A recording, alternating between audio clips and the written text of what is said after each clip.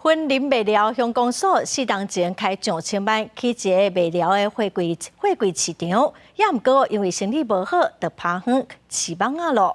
最近公所拍算要甲县政府提供的用地起卖料转运站，嘛望讲附近这个货柜市场会当搁再重新经营，做回来带动地方的发展。4年外前，卖料公所开千外万，打造卖料货柜市集。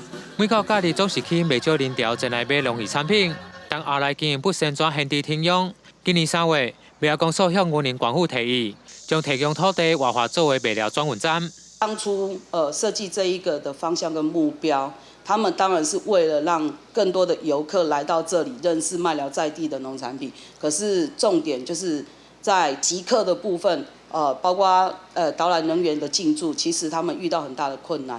观光地区都在那边，希望以后的时候我们麦寮把这个整个地方的公车站的地方都挤在这中在一起。卖料乡公所表示，当初兴建货柜市集是以在地农渔特产为主题，期盼会当带动地方的产业发展，但一直无法度去人潮转限制。希望借由转运站的设立外化，结合社交园区打造新商圈。那我们在麦寮公转运站规划了9条路线、85个班次，的规划。那目前我们用我们自筹经费来办理。